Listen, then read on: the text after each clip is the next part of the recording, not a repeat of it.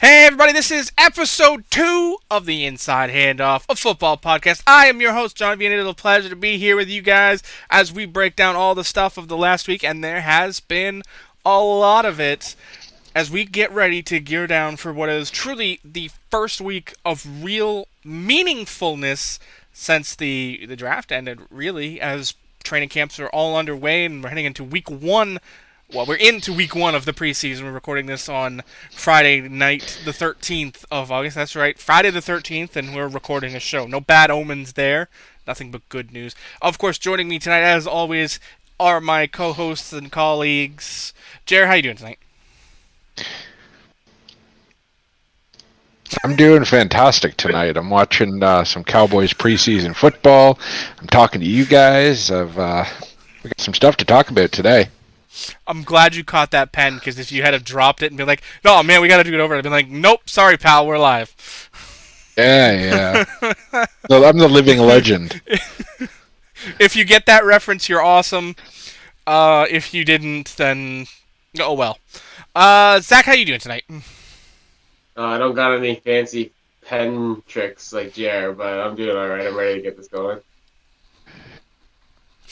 All right, we are going to jump right in and break the huddle this week. It's been a really it's actually been a couple of weeks since the last episode. We took a week off for the fact that nothing of any consequence happened in the world of football. Now we're back, and there's been a couple of big signings. Just lots of stuff going on around the world. Some big, some not so big. Let's just jump right into that. One of the better interior linebackers in football signed an extension. Darius Leonard, 5 years, $99.25 million, 53 guaranteed for injury, and 33 fully guaranteed. What does that do for the outlook of the Colts, Zach? I guess it guarantees the direction for them on defense. We're all pretty sure the signing was going to happen. I guess the number was the amount. I think $20 million for a linebacker looks like a lot of money. People might be, a little nervous about that, but with the new TV deals and stuff like that, I think in 3 years we're going to be looking at that as a great deal. It'd probably be like the 9th, 10th paid linebacker, and this is like a 2-time, 3-time All-Pro or something. Something like that. I have no problems with it. So we just expect the guard to follow suit next, right? Jay, what about you? What do you think? I think it's a worthwhile investment. I mean, we talk about the Colts defense just being lights out, phenomenal, and he is a huge part of that outfit. NFL Defensive Rookie of the Year, like Zach said, 3-time All-Pro. And the Colts linebacker group in general was ranked 5th in the linebackers group by PFF. So you got a top 5 linebacking crew, and that's going to cost some money because you pay for what you get. And with Darius Leonard, you definitely get what you pay for, and I think he's worth every penny. I mean, I can't really disagree with anything you guys have said. You need that anchor, that core in your defensive room, and he's been that. He's a great younger player, and he's still got a lot of career left ahead of him. And as long as he can keep going, I mean, it's awkward as a linebacker. Some of the great ones don't go that long. I mean, look at Luke Kuechly. He's one of the best of the last 15 years, and he had a relatively short career by comparison to people and players of decades past. So, I mean, I guess the next thing is this a career contract for him, or is there length beyond this? I think so. You completely talked over each other there. Sorry. Go ahead, Zach. I assume that he gets another contract after this. I don't think he retires unless Kuechly's bank was major injuries. Darius Leonard doesn't seem to play chaotic. You know what I mean? Even though he tackles a lot, he plays a very sound game, a very fundamental type of football game. Not to necessarily say Kuechly didn't. A lot of his stuff was just unfortunate incidents. But at this point, there's no reason to think Darius Leonard has a short career unless he just decides I'm done with it, or some new injuries that have never happened yet start occurring. Okay. I think that's the main difference with Kuechly and Leonard, just injuries. And Leonard hasn't had an injury riddled past. I mean, if anything, he's getting sacks and hits and just he keeps putting up numbers, so he keeps producing at this high level. And I think as long as he can stay injury free, then all that guaranteed money is going to be worth it in the end, because he's the horseshoe on the Colt. So Yeah, I mean, I think you both made some pretty excellent points. The injuries do definitely make a difference, and when you're when you're a linebacker like that, you can either kind of be one of those guys that head down and runs into the pile, and you get knocked around a lot quicker and easier when you're that type of player, whereas he has more of a heads up, stay back, smart about it. Not to say that Kuechly wasn't, but he had a gear that was just intense. I mean, he was a special kind of player, but obviously not who we're talking about here. So, all right, I'm going to jump around a bit on the sheet because game update: McCoy just got cranked with a helmet to helmet in the Cowboys game. Ooh. ouch. Yeah. Obviously, we're all watching the game. as we're recording this, we are in fact all simultaneously watching the Cowboys Cardinals preseason game at different intervals because we're all three kind of watching it in different fashions or through different available outlets. I think Zach's on TV, Jair's watching or streaming the NFL Network, and I'm streaming the live game coverage on DAZN. So, different times for each of us, but all three watching the same game. So wherever you're watching this or listening to this, we may make comments alluding to events happening inside this game because that's the game we're all watching live. So. And I think another aspect of it is, like, this is what, the third or fourth live football game that we've had the opportunity to watch since the Super Bowl. So I mean, I think by week 3 we're all probably going to be burnt out on preseason and be like, I don't really give a shit about these third stringers that are coming in. But like right now, it's like, oh, it's football. Inject that into my veins. Pretty much. I mean, we were trying to get a first look at some of these rookie players that we've drafted or that are on our respective clubs, and we just want to see them with the pads on and bearing down. And it capably tells us so much, right? Exactly. All right, we're going to jump around the notes because just to try and keep the topics more relevant to each other. Obviously, Darius Leonard was not the only major extension signed this last week. Obviously, the big one, Josh Allen, 6 years, $258 million, $150 million guaranteed, with $100 million fully guaranteed. Wow. It's a lot of millions right there that you just said back to back. I mean, who wants to start on unpacking this $250 million contract? I'll let Jared go. Jerry, you got the facts. Yeah, I think I like this deal for the Bills because this offense really changed around. Not necessarily Allen's first year. There was some promise there, and he was good. But from the second year forward, this offense has just run through Josh Allen. And it's interesting because they have a run game, but they don't rely on it so heavily because the offense really does run through Allen. And Allen is not afraid to rush as a quarterback either. Like, he's got rushing ability that he can use. And I think Allen is worth it for the same price tag almost as Patrick Mahomes. And I was looking up some numbers, and Josh Allen last year was 5th best in passing touchdowns, 5th best in passing yards, and he threw 5 touchdowns in the playoffs. His PFF grade is 90. So, I mean, he's a top 5 statistical quarterback. And the NFL has, in the past 3-4 years, has gone back around to the quarterbacks dominating the salary cap. I mean, they're signing these guys for, 4, 5, 10 years even for, hundreds of millions of dollars. And I think quarterback is about as safe an investment as you're going to get. It's not I mean, you don't see running backs even sniffing second contracts sometimes. I mean, they're in and out in 4 years, and they get discarded on and their second contracts are worth what, $2 million. So I think quarterback is the biggest investment you can make. So at the end of the day, it's going to be worth it, especially if you got a top five quarterback like Josh Allen. Um, I was now looking at the numbers between the monster contract that Patrick Mahomes signed of 10 years for I think 460 million, around those numbers. In the 6 years that Josh Allen is signed, he's averaging $2 million less per year than Patrick Mahomes. Now here's the big number. He's getting $34 million more fully guaranteed than Patrick Mahomes is.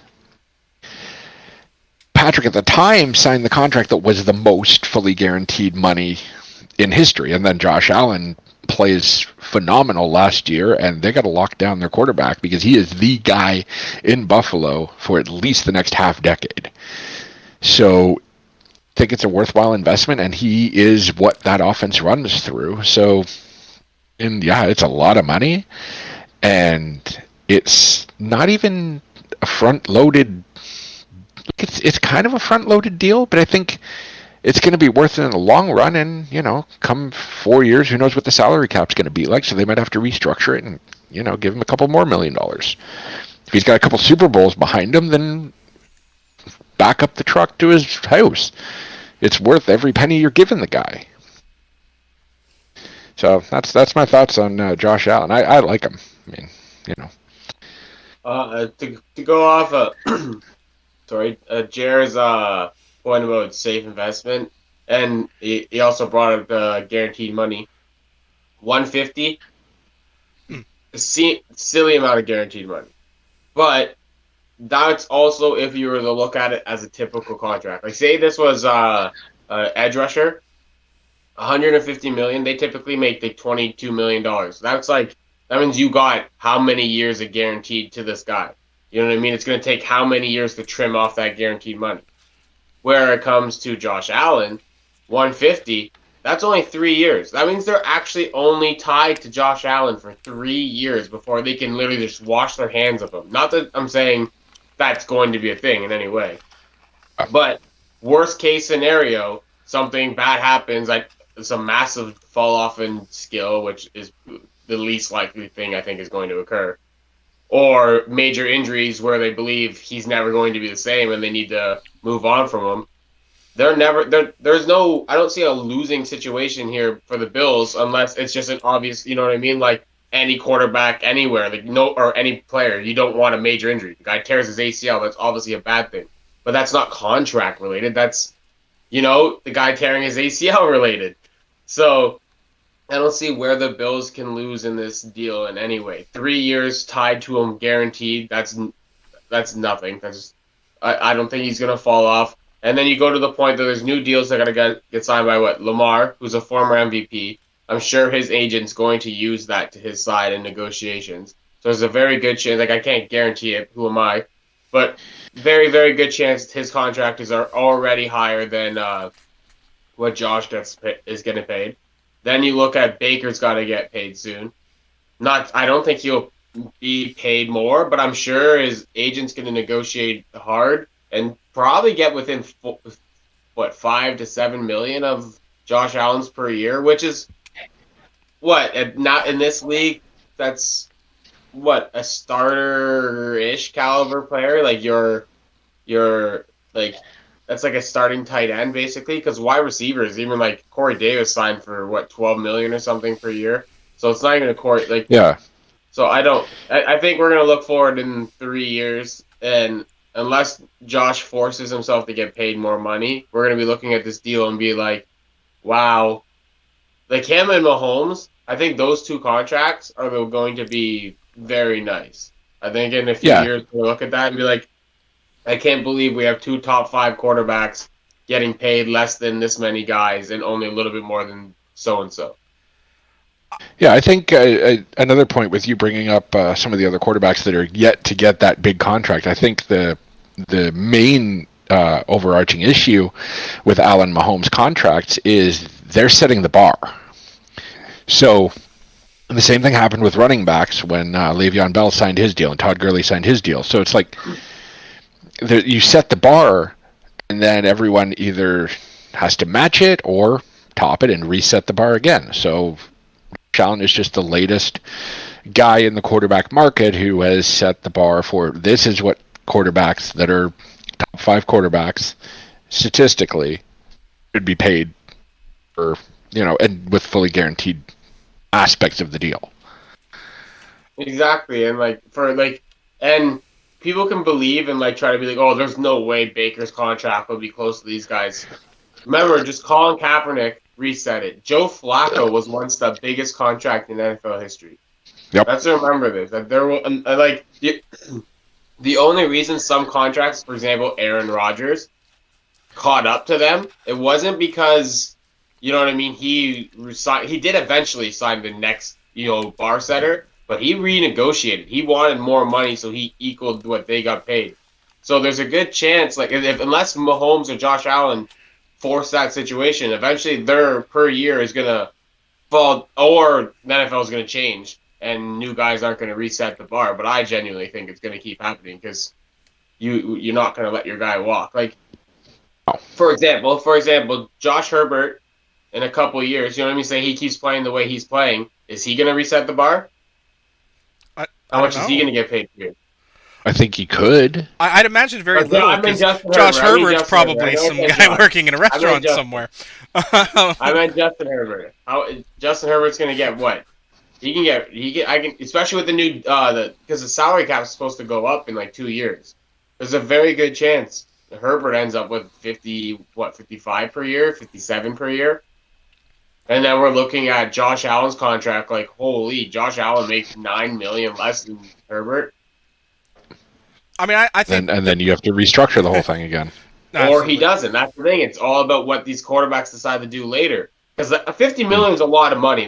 Unless he just wants to have that title saying, I'm the highest paid guy, he doesn't need to restructure. Who needs more than $50 million per year?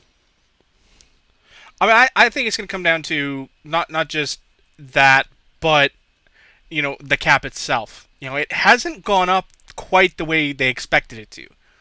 We were expecting a much higher jump in the last few years that we never got. Now, obviously, conditions of the world are very different, and obviously they're banking on it being considerably different, by the midpoint of this. But, I mean, by the third year of this extension, his cap number is $51 million.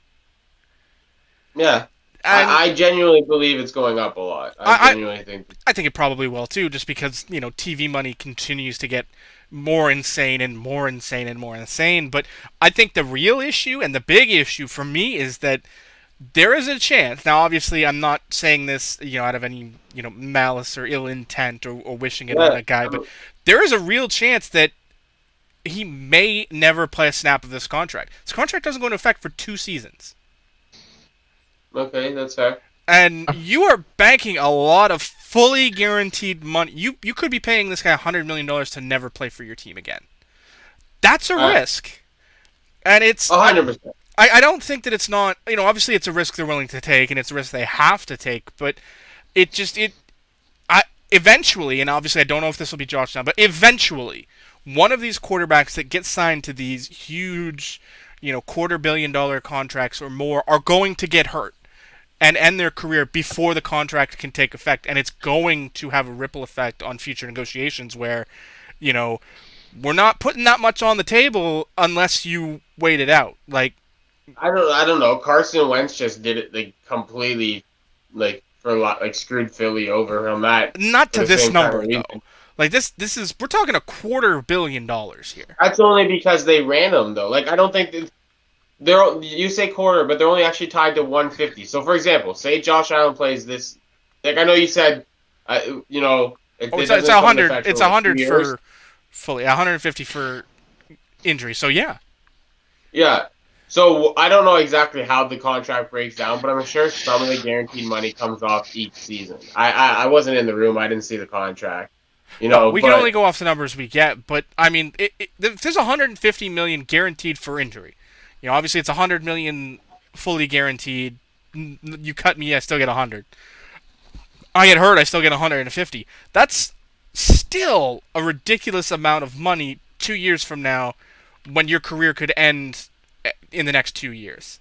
Okay, I hear you. So, for example, we'll just say Josh Allen is that guy. Mm. We'll just say he does get hurt and they get tied to this money. There's no way they can get out of it, and he never returns. Like that happens.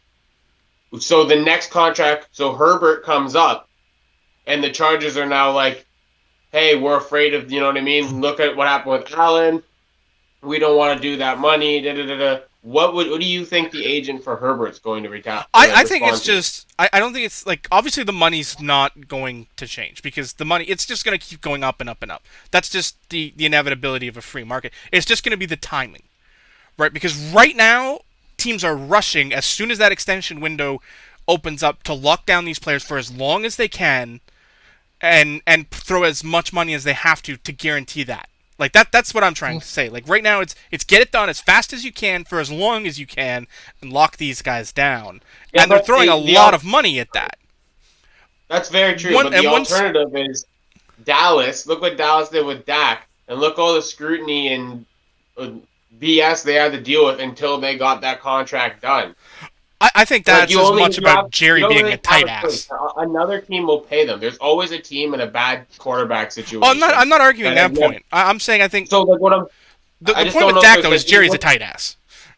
I think that's the difference. What I'm saying is even if Allen got hurt, and then Herbert got hurt, and then the next QB got hurt, and they all kept doing that, I don't think these teams have anything to do. If you have a franchise guy and he's been performing like a franchise guy and he decides I want the extension, I think you have to give him the money because someone's giving him the money, and that's just what it is because you can't risk having him walk away from you.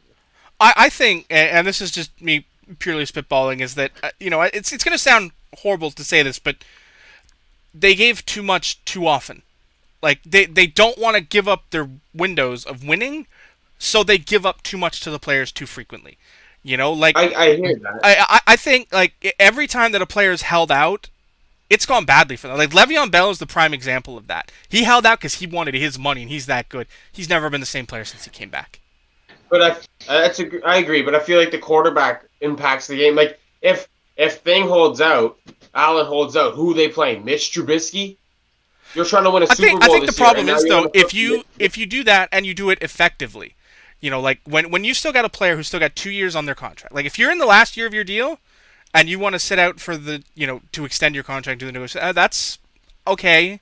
I guess you're taking that risk. 2 years out, if you sit out and say, I want my money, I want it now, you legitimately face a possibility of alienating not just an entire fan base, but an entire league by putting yourself ahead of all that. And that's... It's a hard thing. Like, I understand. I can see both sides of it. I see the management side, play it out. You sign the deal, and that's the thing. You sign the deal. Like, if they want to make the deal of going backwards and saying, rookie contracts need to change so that they're not, pro forma, pro slot, then that's fine. That's an argument I'm willing to listen to because that is, I can understand. The guy who gets, picked first overall shouldn't be looking at a pro forma contract that the only thing you negotiate is how much is guaranteed versus how much isn't. Like that, I hate that system. I've never liked it. It should still be on a per guy basis so that you negotiate what you negotiate. You get what you get, and if you want to do your holdout, it's before you ever touch the field the first time. Once you sign that contract, I mean, I know I sound like a management guy, and some people are gonna be like, "Oh, it's all about the player." And okay, I get that, but you negotiated this contract the first time. If you're not happy, as if I'm a player, I want everything I can get. I want it from from day one. Like, I don't want to sit on a contract. Like, if I'm not drafted first overall, like, that money continually drops. Like, the difference between 1 and 20 is far larger than it should be for certain positions. Like, because an O-line guy drafted high, it might be late in the first round. You're not making the money you should be getting. Didn't Bosa hold out from the draft? I want to say and that's an example where it worked. But it only worked to an extent. Hold on. So you're saying you don't like this because of the risk on the management, right? Because he signed a deal before, and now if he something happens, it can really screw the Bills over, correct? Yeah. Okay. So, and then you're saying if you want people to be able to sign a free deal, open deal, right as a rookie, you know what I mean? Your value is this. You should be able to negotiate from day one. Yes, that's what you said. Yeah. I just want to be clear. Okay. We had that. That used to be a thing before, and then Sam Bradford signed a massive rookie contract, and then did exactly what you said. You're afraid that Josh Allen might do to the Bills. He never performed because he kept getting injured, and he never even had snaps. At least Josh Allen put up an MVP caliber year before asking this. Sam Bradford asked for ridiculously high money, was one of the highest paid quarterbacks before ever playing an NFL snap. I think that is ridiculous. I don't disagree That's what with happens that. when you have a free market, though, because as soon as you draft a guy number one overall, that guy gets to go, pay me all the money, I because think you I just think drafted him number one overall. I don't disagree with the points you're making, Zach. I mean, I'm gonna say that. I think the system is flawed, and I think the system like is this broken. podcast. Like I think the system is broken. Like as much as I don't like certain elements of it, I think baseball has it right in certain degrees because if you're a young player in baseball, you're going to get what you get. But if you get to that big league level early and young, then you're going to get a lot more. Like you basically renegotiate your contract every year. It's a role like you're locked into that team for 7 years of service time. Okay, now obviously in football the numbers don't quite work out the same, but on a rookie deal in baseball, basically you renegotiate every year. You can go through arbitration to get more. So player A says I want 10 million. Team says we want to give you 5. Arbitrator looks at the statistics and says you're worth 7, and that's what you get. Like I think football needs to be something more like that. Obviously, the numbers aren't going to work the same. They're not going to translate on a shot-for-shot level because the sports are completely different. But that ability to almost renegotiate on a yearly basis as a young player makes a lot more sense to me than signing a 5-year deal and that's it. A 4-year deal with an option for a 5th if you're a first-round player, which I hate that extra option year because it screws up the whole system of negotiations. Like, I think the option year should be the later round guys, not the first round guy. Like if a guy blooms from the 5th round, then you can take that extra option year. But it's a up system that's flawed, and they need to work on it from both sides. Is I guess the point I'm trying to make. Obviously, there's different flaws, but if you go that way in the NFL, I feel like that's when you're just gonna have some stacked organizations that are just gonna remain the powerhouses of the league. Don't you already have that though?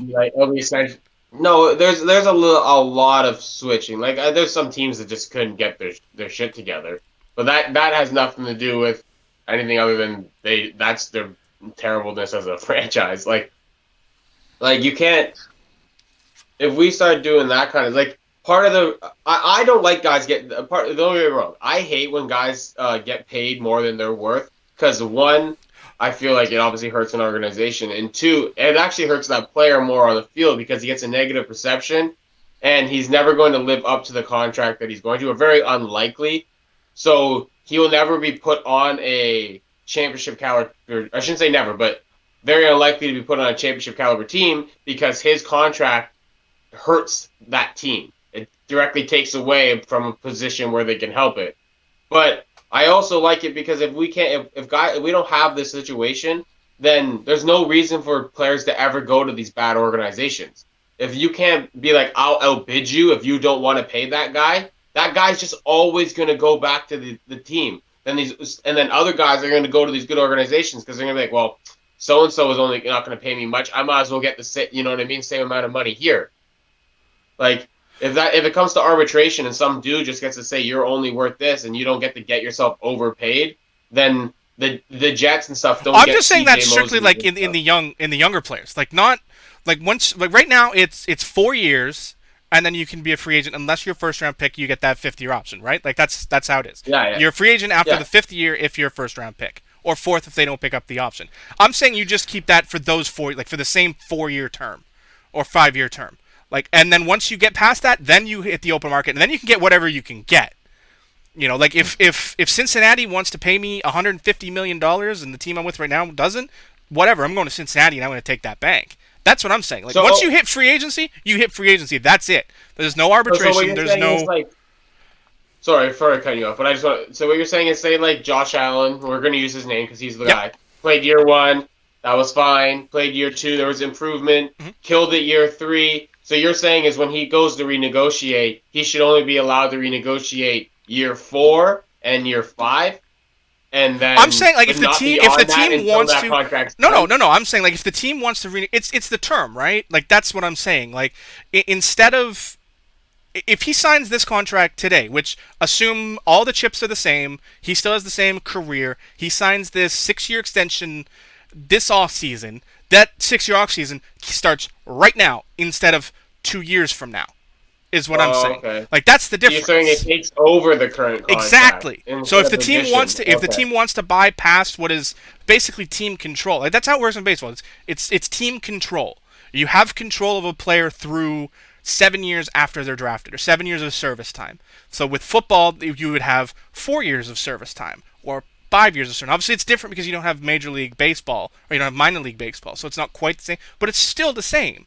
Like you I, get through there, like a rookie player comes out, wins the MVP, they shouldn't still be making $7 million. no, I hear what you're saying, and that would definitely help. One, the player gets his money faster, the big pay, Mhm. and two, obviously that lets the franchise eat through the guaranteed money faster. However, what it does hurt with the organization is the big prize about these young quarterbacks, the first round quarterbacks, the ones with talent, is you get to build a team around their cheap contract. So if we go to your way, you just ate 2 years I of that think 5-year cheap no, and contract. I That's think just you're a fact. in the current system. I think you're right, but I think another big problem with the current system is that players are looking at it more of a you got me so cheap for so long, now I want mine and I want more.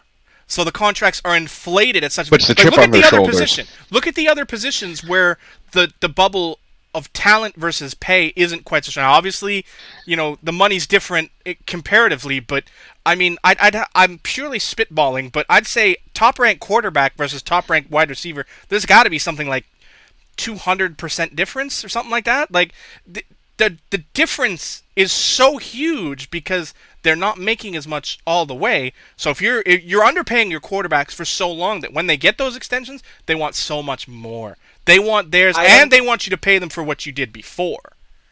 I feel like maybe they might have to an extent, but like I don't really think if Josh Allen was able to renegotiate now that he was going to like I think 50 million was the number regardless. Maybe he gives them a couple more million, like 4 or 5, like off or something. But like I don't think you really get much of a discount if any, because these aren't rich dudes. Like some of them, the odd dude comes from a rich family, and then there's some that come off like from like comfortable families, but. Like that's a lot of money, man. And most of these people, like people aren't Tom Brady. People don't have that kind of situation. Like I these are think these first I don't even think paydays. I Tom's think they're going a to take fair them into the comparison. I mean, look target. at this contract is going to pay Josh Allen what $40 million more than Tom has made in his entire career in 6 years. And Yeah, that's like, I mean, I may talk a lot of smack about Tom Brady, but he is still, he's on the Mount Rushmore of quarterbacks in the NFL. Where you put him on that, I don't know, but he is on that Mount Rushmore because he is one of the greatest to ever play the game. Is Josh Allen worth more than that in 6 years? I just don't. How do you, if you go this way though? How do you really By the way, we're spending a lot of time on it. I'm okay with this, but how do you go rebuild if this is your situation? Because say, like for example, Dallas. Mm. Dallas is a prime situation. They drafted a bunch of young players and hit on these guys. You know what I mean? Vander Ash, Mhm. Zeke. Why am I not thinking of the other linebacker? What's his name, Jer? The other linebacker, the kid. Uh, Smith? No. Yeah, Jalen Smith, right? Yeah. Yeah. And that all I'm gonna say, if we followed your ideology, which is completely fair, like there's definitely benefits to it. They all get paid earlier, even sooner, with less production, and now Dallas Cowboys are just tied to these guys' deals and have less of an opportunity to build around them. Like It's the thing about pure this is once you balance. start paying all the young kids early, there's no window really to build around them. It's like that's your team. You have now decided my top draft picks are my team, which means like there's going to be a lot of teams that are just trading away their picks for guaranteed guys now because like while I'm paying the money either way, at least I'm going to go get it for a guy that I know can play in the NFL.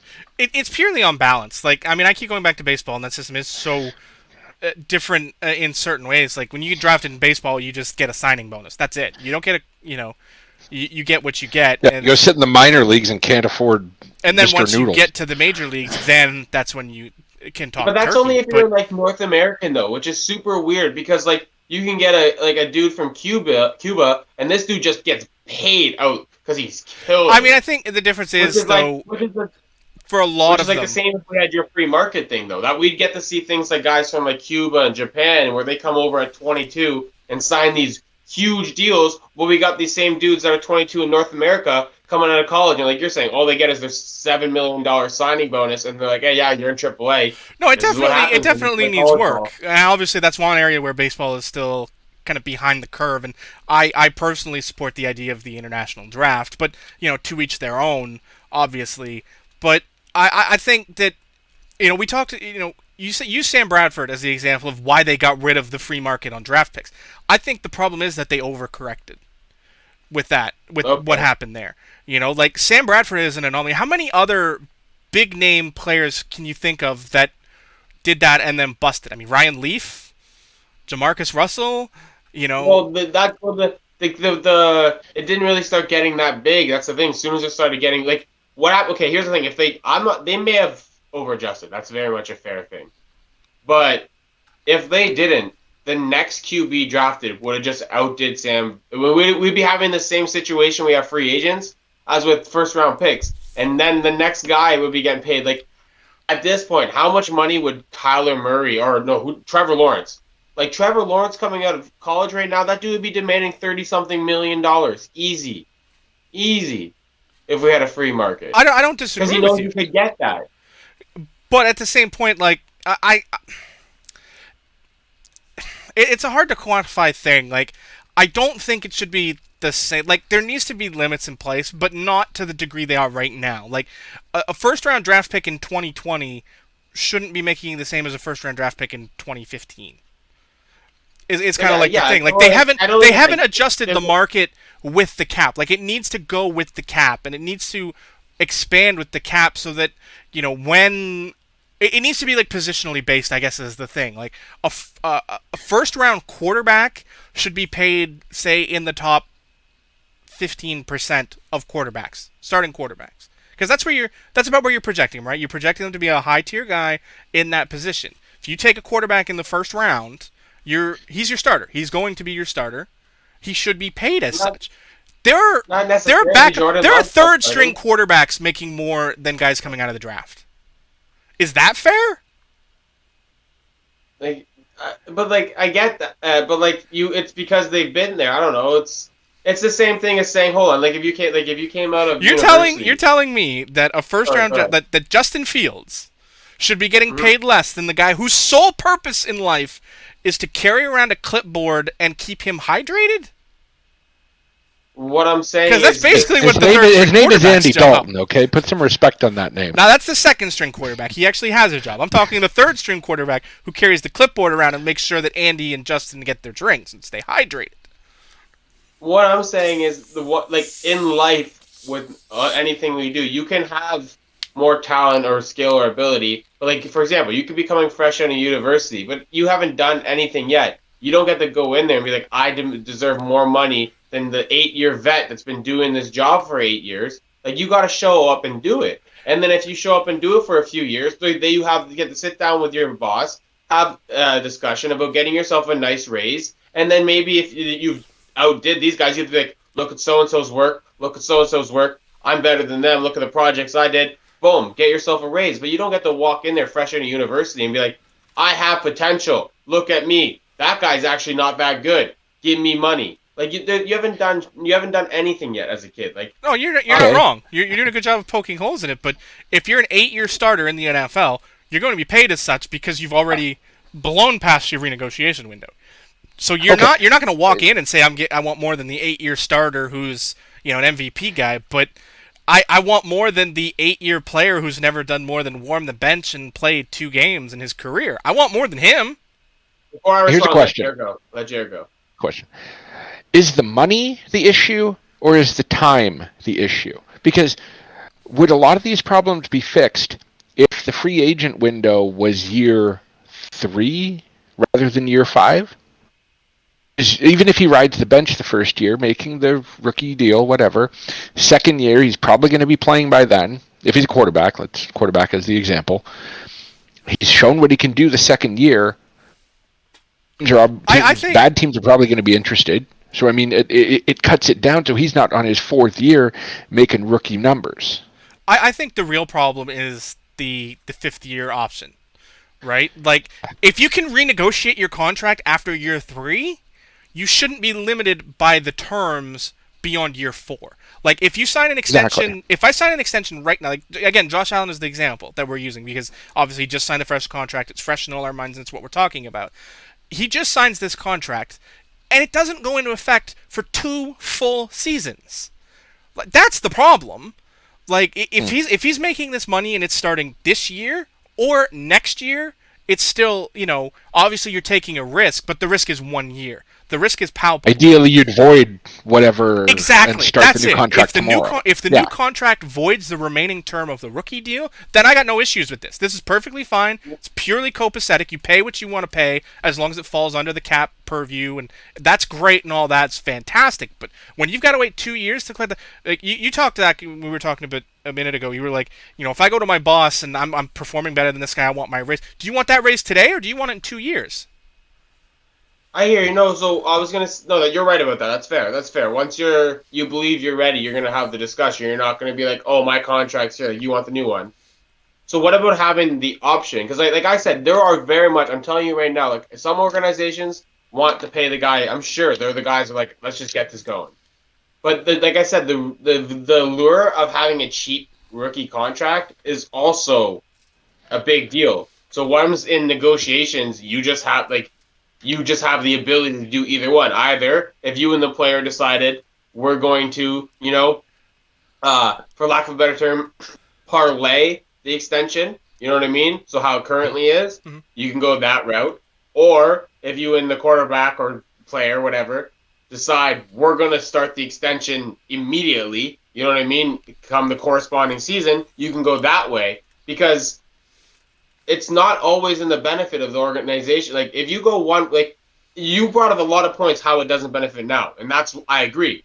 So if I think if you stick to one or the other, you're going to be handicapping yourself for no apparent reason because what you're pointing out, it's literally just a rule that's handicapping. All you guys have to do is be like, no, we can do it either way, and then nobody gets handicapped. It's just whatever you guys fit.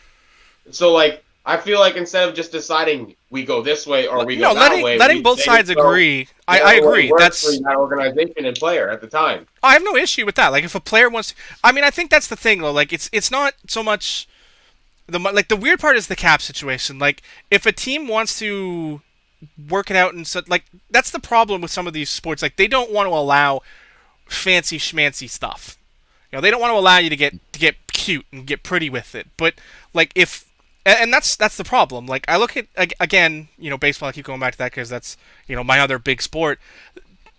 Deferred payments are a huge part of baseball. So the numbers you're affecting are only on paper and not actual individual finances. Whereas other sports don't let you do that. You get paid what you get paid, and you get paid right away. Whereas you like it.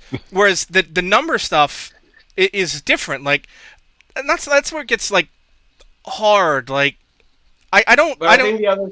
Sorry. No, go ahead. I just think the other sports are afraid of because baseball is like a first round pick in baseball. It really doesn't like who.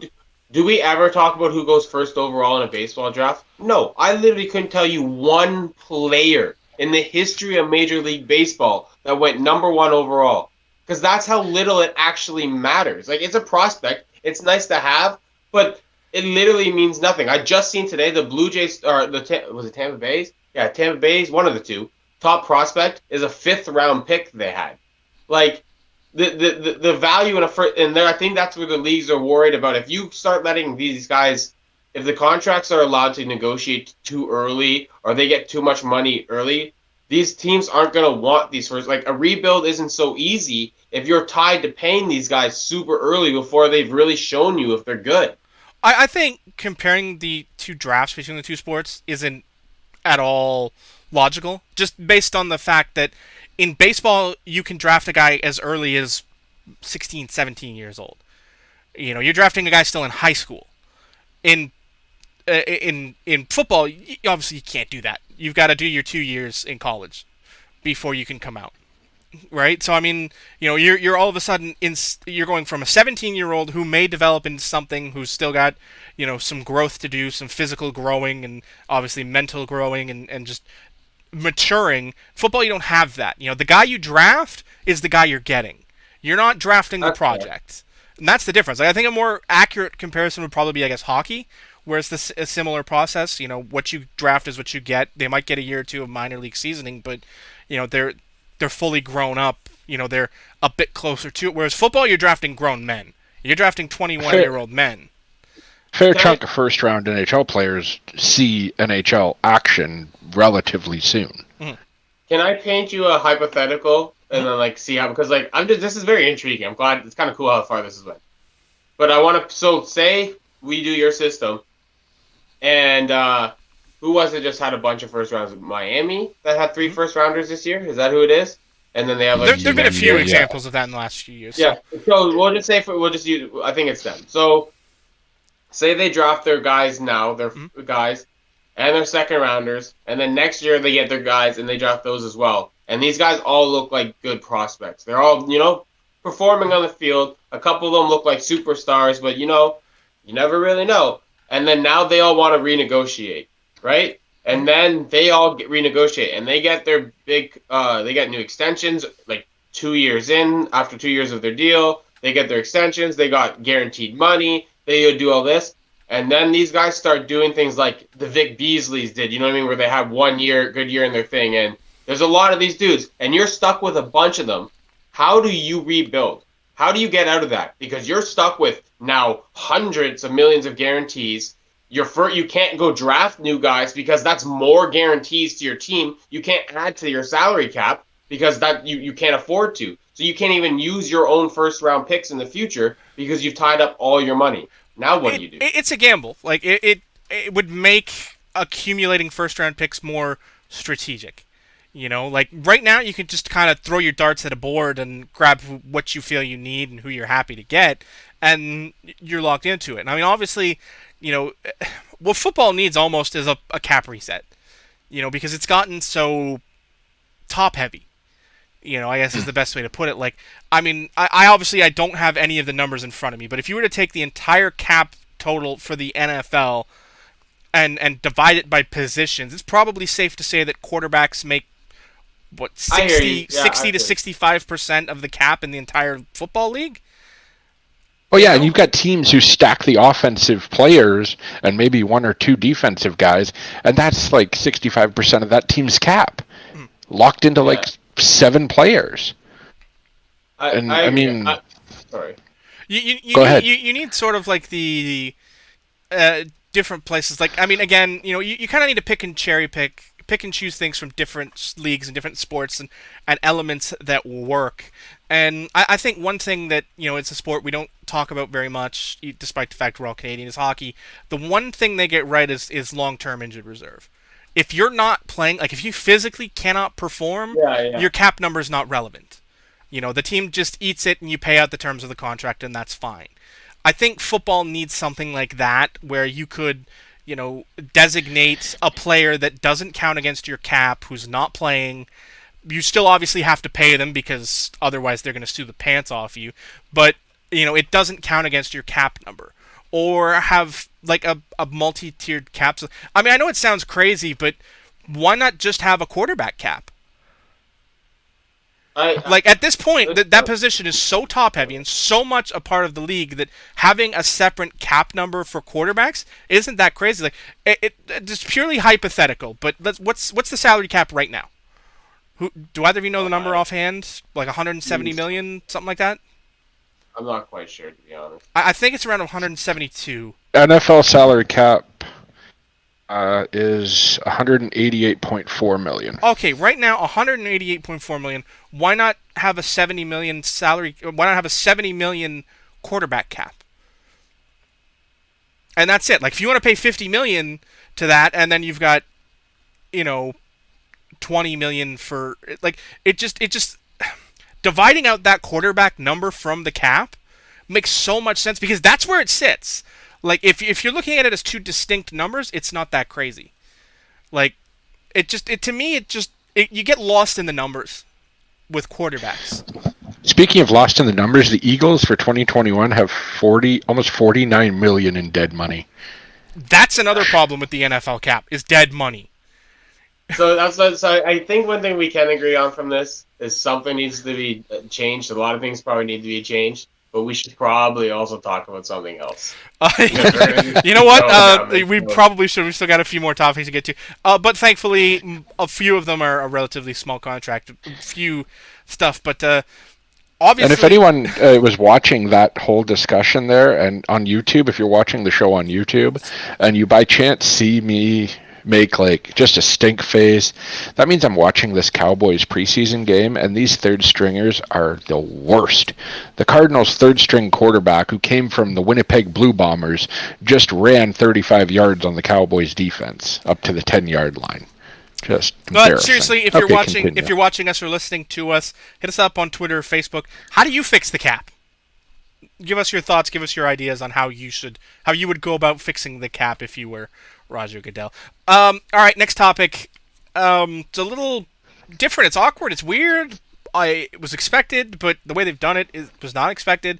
Xavier Howard went through his little kerfuffle with management. They reworked the contract. Everybody knew that was going to happen, but first time in history that a team has willingly added money without term. Is anybody surprised that's never happened before? Like, yeah, I'd say I'm surprised it's never happened. I'd definitely say I wouldn't be surprised if it was a rare feat, but definitely surprised it's never happened. I think, and like you guys kind of were hinting at, just about like the power that the player has when it comes to contract negotiations. I mean, Howard basically said, "I want to trade," and that is the power play that players have against management. And I mean, it obviously worked out in his favor because he is one of the best players at his position in the NFL right now. And he reworked the contract towards guaranteed money. And he led the league in interceptions over the past 4 years. So right now his max value for 2021 is $16.3 million, with 6.775 guaranteed for 2022.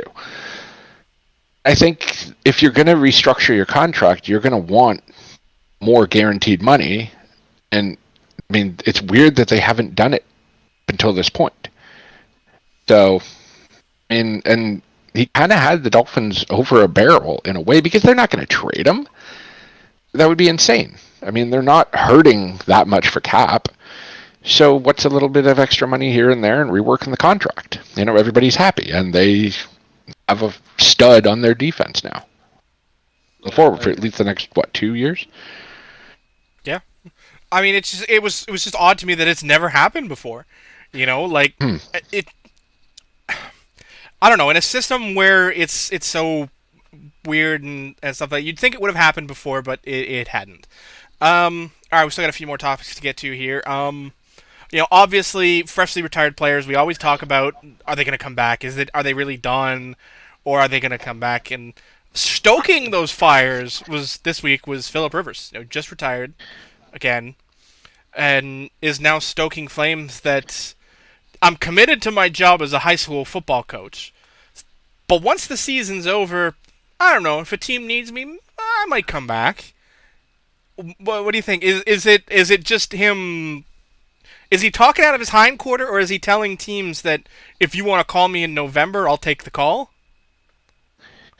I think it's a bit of both. I think I don't think he's serious at the moment, but I mean, he's not going to turn down an NFL contract because retirement's nice, and he's got a nice gig lined up with the high school. But I think it's hard to fully step away from that glitz and glamour of being an NFL superstar quarterback. And he was the face of a franchise for a long time. And step away is probably really hard. And I think it's a way of him hinting to executives saying like, "Hey, I'm still here, and I'm better than your second string quarterback. So call me if you need me, but if not, I'm happy." Zach, what do you think about it? I think that I think there's no way he doesn't if the call comes and it's a legit opportunity, he goes. Like for example, Dak Prescott ends the season week 12 with an injury, and Cowboys are winning that division at the moment. I don't think there's a chance if Jerry Jones calls Phillip Rivers, "Hey, you want to be the starting quarterback for the Cowboys while we go into the playoffs here?" That Phillip Rivers says, "No, I'm good." Yeah, I don't trust Garrett Gilbert in the playoffs. Sorry. So I feel like, and there's other teams, there's numerous teams. Kyler Murray goes down week 12, or like insert name. Even Tom Brady goes down. You know what I mean? Like there's lots of teams who would just, even if that's not the guy you would love to go in there with, losing your guy and then just having Phillip Rivers be the guy to take over. I'm pretty sure that's when you don't really got to commit money to him either. He's not coming in for big money. You'll probably just want $5 million for the rest of the season, so they won't even care. Yeah, I don't. To me, it's more of a. I think his accountant sat down with him and said, "Yeah, Phil, you're not gonna make enough as a high school coach to put all your kids through college, so maybe tell teams you need another $5 million, $10 million, and see what you can get from them." No, seriously, I just it's funny to me that yeah, I'm a high school football coach and I'm gonna do that, but if you guys really need me, I'll take your call once my season's done. No, that's not. I mean, that guy couldn't pull out of a garage.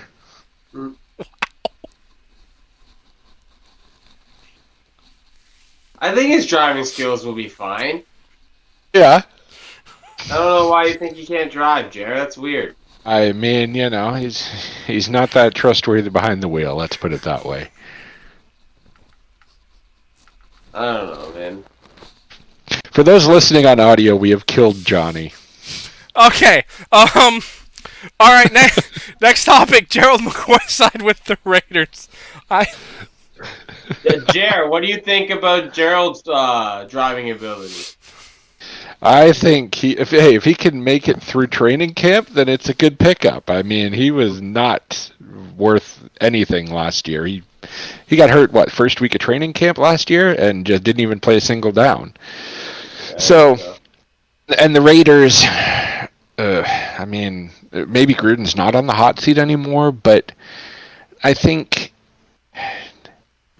he's got way high hopes for what he can bring to that defense. He's like, "Oh, I'm going to be a sack master again. I'm going to get double-digit sacks." Yeah, and then you wake up.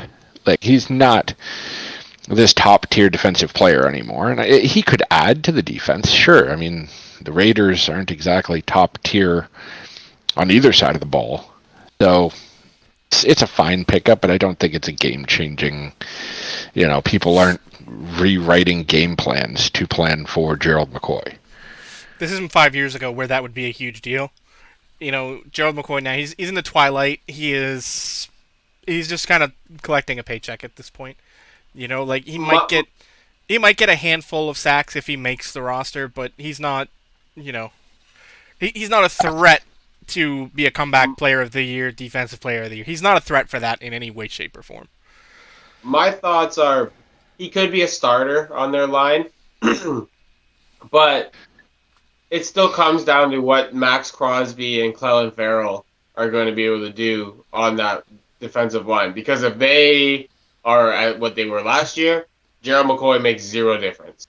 If they become superstars, or one of them becomes a superstar, Gerald McCoy, if he's a starting solidifies the position. And there's nothing ever wrong with like the thing about Gerald McCoy signing. Like you basically have to add him to a really really good line already. So you just add depth and something solid because he's not tipping the scale either way. So if you're just a mediocre line and you added him, you just remain mediocre. It is what it is. He's that you get to camp, see your defensive line on the field, and realize, oof, that's thin. Who's still out there? Oh, McCoy's still available. What's he want? Type thing. Yeah. And you bring him in. It's and like see if he's still got it. We just talked about with Phillip Rivers. Like, okay, this position is no longer a specific strength. This guy's good enough to get the job done. I mean, he's not going to win games, but he can function well enough at the position to get what we expect out of him, which aren't high expectations, but he's going to help the defense enough to where they're in games, maybe. He's also a good camp pickup for me as that veteran guy. He's been around long enough and he played at a high enough level for a long enough period that he's probably got some pearls of wisdom to pass on to some of those young Raiders linemen that makes sense to have him come in and kind of show them some tricks and moves and if he can make the squad, great. If not, it was a good, he taught some things to some guys in camp. Yeah, isn't Cleveland Farrell on the defense? Yeah, he got bumped down to second string, and he was a first rounder last year, was it? No, he's second string now. Great pick. No way, is he for sure? Did you see a report or something? He was taking second string snaps. Wow. No, he wasn't just a first rounder. He was taking fourth overall. He's taking fourth overall. Yeah. Yeah, go see the names he was picked over. That Devin Bush, I think, was picked right after him or something. One of the Bushes was I think both the Bushes were picked after him, but one was immediately after. They could have got the one for on Tampa or the Steelers. That was a crazy pick. They picked that guy to replace. Yeah. Yeah. I mean, one thing you're going to get every year at the draft is people just absolutely dissecting the Raiders pick because their draft. I don't know if it's their scouts or just they're listening to the wrong people, but they can't it's draft Mike worth Mayock. That was the draft guru. Exactly, right? I think he's just getting. He just falls in love with guys, and I think he thinks that the other guys, everyone else sees what he thinks, so he's afraid that guy's gonna get snagged on him. Thinks so he's got all these sleeper picks. Yeah, my guy, no, just it's okay to take the obvious dude sometimes. You don't have to you don't have to be oh, look at me, I'm a genius. I took Cleveland Farrell. I stole Alex Leatherwood at what, 23? Cleveland Farrell with the Josh Jacobs pick. No, there's definitely Josh Jacobs is a good pick, but there's a lot of. I guess spend a lot of time on that. Yeah, I mean Mayock he's a great talking head in draft season, but apparently put him in the room and he still thinks he knows everything despite what his scouts are telling him. So, I mean, I don't know. We'll see how it works long term. Maybe he'll bounce back and figure out how to draft effectively, or if he'll just stick with his 6th round steals in the first round. I don't know. But, I mean, that is kind of the Raiders thing to do, right? I mean, how many teams have drafted a punter in the first round? Granted, it was a Hall of Fame punter, one of the best to ever play the game, but it's still a punter in the first round. And at a least kicker they in the don't first take round. a kicker in the second. Well, they did take a kicker in the first round once. I mean, Janikowski was a first-round pick. So, yeah, just because they got it right, and at least I'll give the Raiders this credit. If they draft a special teams player in round 1, they're probably going to the Hall of Fame. All right, let's keep going. We got a couple more topics before we break the huddle for the week. Steelers again adding to their defense. Picked up former Cleveland Brown linebacker Joe Schobert. Again, defensive pickups. Did they forget they have an offensive line? I like it still. Their linebacking position got beat up last year, and when the injuries came, they saw that. Everyone wants to point out all these other things, like why they were losing and all this stuff. And don't get me wrong, offensive line was not what you want. The run game was not what you want. But that wasn't the reason they were losing games solely. Like they were winning games with those same issues early in the season. Like these issues didn't just pop up out of nowhere. Because if they popped up that late in the season, they wouldn't be that bad of numbers for you know what I mean, season average. You Hmm. know, it's clearly the biggest issue was they're behind in games. Once their defense got hurt, and when you're behind in games and everybody knows you have to pass the ball and everybody knows that your run game isn't good and everybody knows you're not trying to throw it deep, then you're kind of screwed. But if you're in games, your defense is doing its thing, it's getting you turnovers and you're winning games, you can now be more versatile in your play calling. You're not so predictable. You're not forced to throw the ball. You're not sitting there having like you can go there and have James. You can be 2nd and 10, and have James Conner out there and be like, I'm gonna run a, I'm gonna run a draw on this down because you're not likely going to do that when you're down by 10 points. And I think that was, people don't. It was a lot of injuries to that defense in the second half of that season, and I don't know. Adding the offense, helping the offensive line would obviously be great, but I don't think there's any names there that's going to make a difference right now. And Schobert, though I don't think he's great or anything, he has a skill set, and at the very least adds depth to a position that they needed it last year. Yeah, I think he's a good guy that you can plug into that defense, and that defense has enough holes as it is. So going forward, he's going to be a guy who at least holds the defense together a bit better than it has been. I mean, their last 5 games of the year, their turnover margin was -3. So the defense wasn't doing its job. And like Zach said, the defense couldn't stay healthy either. And I think they're still recovering from just their complete collapse at the end of last season. They've completely revamped the offensive line. They've changed some defensive pieces around. They drafted a running back. So they're trying to fix all of these holes. My concern is, are they trying to fill everything at once? Do they still think that if they've got Ben this year, they've got a playoff team because they went 11-0, so they've got enough there, but it just fell apart. So if they don't fall apart this year, they good enough to make a run for the playoffs and possibly the Super Bowl. I don't think they're that team this year. I mean, I like Najee Harris, I like the offense, and I think Schobert is a guy who is good in the short term. He's going to help fix the defense, but I don't think the team has enough pieces overall to really put it together, at least for 2021. I think you're currently constructed. I 100% agree with that.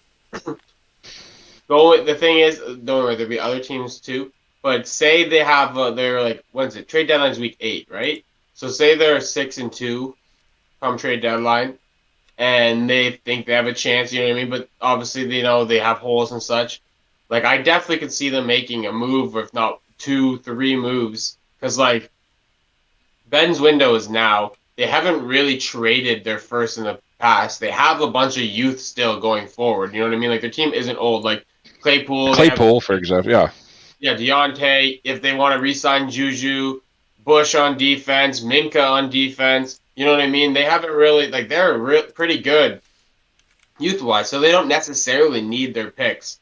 So if there is a guy that's out there that can be traded, like obviously not exactly, but Jalen Ramsey got traded. You know what I mean? Like there's dudes, and there's lesser guys that you can get too. Like you don't know who's going to be available. There's guys go for pretty cheap. Broncos got AJ Boye for like a fifth and a third. I mean a cornerback. Sorry, for the Steelers would be nice, and that'd be a nice pickup. So like these Yeah. guys exist around the league, and I'm sure other teams will be looking too, and salary cap will be a thing. But that's yeah. I don't know. I think you can't really look at a team currently now and ever decide whether or not that team is a Super Bowl contender. I think when you should look at teams at the beginning of the season is how good are they come trade deadline. Are they going to be a buyer come trade deadline or a seller come trade deadline? Because that will then dictate what they're some teams are different. The Bucks, you know what's going on. Casey, you know what's going on. But these question mark teams where you're like, I don't know, I could see them, having 7 wins. I could see them having 12, 13 wins. Those type of teams, I think it's more about what they can do for the first half to see if they're now going to commit to the second half, or they're going to be like, no, this isn't it. We're either going to sell or stay put. We're not doing nothing. 4-4 isn't a good enough start, That's when they flip the switch and Yeah. kind of decide, okay, are we in rebuild or are we in, championship mode? Like we win now. Yeah, exactly. Well, we'll have to wait and see, how some of these things affect long term. And by that, I mean the next 6 to 7 weeks of the team's outlook. All right, we got one more topic here in this, and it's not really newsy ish, but it's just more of a situation that I thought we could probably, get a minute or two out of. And that's, this week, Patrick Peterson, and by this week, I mean the last couple of days, has said that in his exit interview, management had expressed interest in having him come back, that he still had a place for the team, and then never heard from them again. I, I just, what do you think about that? Like, Patrick Peterson is a pretty damn good player, and he gets ghosted. I think. I, So you go, Jared. You go, Jared. I think it's. I mean, is it a cap issue? Are they just blowing smoke up his butt? Like, what reason would you have to not at least try and work a deal with the guy? Even a 1 year deal. Like he's good enough where he can help that team. And I don't know. It doesn't make sense why they would just. Oh, okay, yeah. Don't call us. We'll call you. I whether they wanted to keep him or not, I think is I'm with Jared. They could have just re-signed him, I guess. But I don't know what he was really looking for money wise. But if it's true that they ghosted him, I don't really see what the purpose of just not answering a guy. Simply just saying, "Hey, we're not interested anymore." Again, who knows what's true? It could be like Patrick Peter. I'm not gonna say he's lying. I don't know anything about the person or nothing like that. But this is a story, a he said, she said situation, and at this point, you can just, it's the worst thing an organization can do. But you also would think they would treat a guy that's been there for that many years with more respect than that. Maybe there's more to the story. I'm assuming there's a lot more to the story than just that. I'm assuming, but who really knows? Yeah, I mean it's an interestingly awkward situation, right? Like, I mean, I don't obviously, like I said, it's he said, she said, and only one side is talking, and I don't think that management's going to actually open up and explain what happened. It's very likely, but if it does happen that way, that you express interest in reuniting and staying together, and then you just never pick up the phone, that's not cool. I Because guess that whole football is family thing is a lie, huh? yeah, because I mean, to a certain degree, like player loyalty is a thing, and if I've been with you my whole career, and I've expressed interest in coming back, and you've expressed interest in having me come back. I may not be taking some calls, waiting and being like, no, I want to go back, I want to go back, I want to go back, and not doing fully proper due diligence and missing offers because I'm expecting the phone to ring from Arizona, who I might take less from because I just want to stay, where I might be losing some money, and that's not cool. Like, once a team decides you don't have a place with them anymore, whatever that is, if you've expressed that interest and you've made it clear that we would like to find a place for you, just pick up the phone and be like, we don't have that place anymore. Things have changed. Whether that's the cap situation has changed, and obviously, they had a very vigorous off season. Picking up J.J. Watt, and they made a lot of changes to that team. So it's not hard to fathom a situation where signing JJ kind of takes away that veteran position that he would have filled, and changes the cost benefit analysis. So you pick up the phone, call them, and be like, we just don't have the spot anymore. You know, we wish you well in your future endeavors, but your spot's not with us. Find it somewhere else. It's not difficult to do, to pick up the phone and make that It's call. just the honesty of the situation, right? Like, I would like to know where I stand with this organization. Give me the truth so then I can decide based on that going forward. Especially if in that exit interview, and obviously we're not in their room, so we don't actually know what was said or what wasn't said, and we only have Patrick's side of the story. But it's not uncommon for teams to express interest in having veteran players come back that are leaving their contract, and sort of having those officially unofficial discussions in the exit interviews. Just if things change, things change, but just tell them that. You know, I don't know. And update in the Cowboys game, I think Dak just told Cooper Rush how much he sucks on the sidelines. Probably. All right, that's gonna do it for this segment, and we are going to we're gonna break the huddle.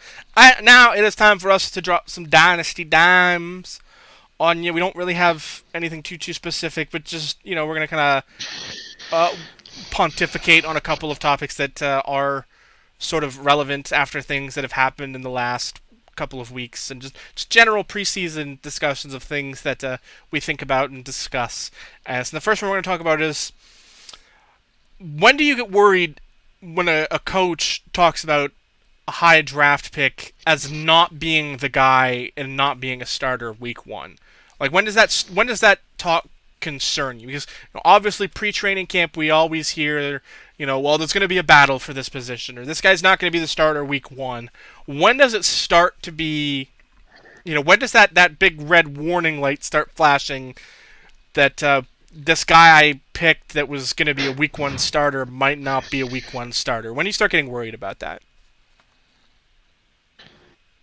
I don't personally get worried. I'm a guy who's always about giving kids time and to adjust, even if they look good and their skill sets are good. Like, I'm 2 years kind of guy, you know what I mean? I'm more than patient with dudes. So even if it looked like and everything in the world was like he's a day one starter, if it takes him 2 years to be a day one starter, then, or sorry, to be a starter, I shouldn't say day one, to be a starter, then that's fine. As long as this dude shows up. Now, if I'm hearing rumors throughout the year that like he's just not going to ever be the guy, then that's when I'm nervous. But if I'm just hearing he's just not ready right away, that's what happens when you're a young kid coming into the NFL. So you're saying that warning light doesn't start flashing until like mid-season? And it's honestly, the comments have to change. It's not even just when. You know what I mean? If people are telling me, he's progressing, he's still putting in work, he's, you know what I mean, and he's saying all the good things, then I'm not worried that he's still not starting whatever week he's not starting. So it's Now, not. if they're saying the same stuff 3 years later, like, oh yeah, he's still progressing and stuff, but he hasn't touched the field, then I'm like, all right, you just been lying to me, But I need We the still like comments to Jordan change. Love, I though, need them damn to it. start telling me some negative stuff. A guy just not being in the starting lineup doesn't So it's not so mean much a that's not negative. when. It's not so much a when for you. It's a what they're saying about them. Exactly, That exactly. makes sense. Jay, what about you? When do you start getting concerned about stuff like that? I think it depends on situation. And the problem with coach speak is, I mean, let's take a look at the 49ers. Like, oh, Trey Lance isn't going to be the starter week one. I mean, why not? What is the harm in not giving him the shot immediately? Because you've got a good enough team where you could make a playoff run. We've obviously seen that Colin, or who's their quarterback? Yeah. Jimmy. Thank you, Jimmy. That Jimmy isn't the guy going forward. That's why they drafted the pick with the third, or that's why they drafted him with the third pick. So I think there's a lot of BS with the coaches because look at the Bears, for example. Yes, we know Justin Fields likely isn't going to play week one. We also know it's a very volatile situation with that offense and at quarterback. So is he going to end up playing by week 8? And is that an idea where, okay, the coach is, just going through the motions. And also, I think an important thing to look at is the coaches that are on the hot seat. Are they going to try and push a guy who they just spent a high draft pick on to anchor this offense to try and save the coach's job. I mean, there's also that aspect to it. I think I'm okay. I would never draft a quarterback from a fantasy perspective. Dynasty, at least. I would never draft a rookie quarterback with the idea that, okay, this guy is starting week 1. He's my guy. I think we'll have answers probably by week 3, maybe week 5. I would say draft a quarterback with the comfortable idea that, okay, yes, he's going to start one day, probably soon. If he's a top 3 pick, he's probably playing this year. Sorry. No, you just made me realize that I was kind of a liar, so it's cool. No, go ahead. Because you brought up the situational stuff and you started saying names, and I was just like, the when doesn't matter, the when doesn't. But I actually kind of lied on that, because if Zach Wilson isn't starting by week 10, we'll say, that might not even be exactly, it could be early, but for example, week 10, and they're still telling, oh, he's progressing and stuff, like, I think that's too long still. Like, he doesn't have a quarterback that should be taking the job from him on that roster. So if Zach Wilson, who went that early, isn't able to take the job yet by week 10, even if they're saying the right stuff, I would be having the flashing alarm. So I lied. I didn't really think it through enough. I definitely didn't. Circumstances definitely matter. Because like Jared said, if it's Justin Fields, this whole season he could just not play a game, and I wouldn't care. Like, I'd just be like, okay, they're probably wrong in the process, but I wouldn't be, like, worried about it. But if Zach Wilson somehow isn't even playing by, like, week 7, I'd be like, all right, there's something up with this dude. Like, there is nobody there. There is nobody that should be taking this guy's reps. How is he not getting the whole story on this, right? Like, no, I was definitely wrong about that. There's definitely certain situations where it's just like, nah. If he's taking that early and there's no one there, this dude better be in by this week or something's up. And to that point, like, you're hearing talk of Urban Meyer saying, oh, we don't know if Trevor Lawrence is the starter week 1. Like, come on. There is no way that is an example of, like, okay, who are you trying to fool? Because you're not fooling me. Like, there is no way that Trevor Lawrence is not starting week 1. Oh, I think the Jaguars this whole offseason are trying to do their best Dallas Cowboys, where they just let news that comes out that is clearly BS, but it's news, so the people are going to talk about them. You know what I mean? Urban Meyer said this, or yeah. As many jersey sales as they can get. You know what I mean? Maybe they can get themselves a couple national televised games.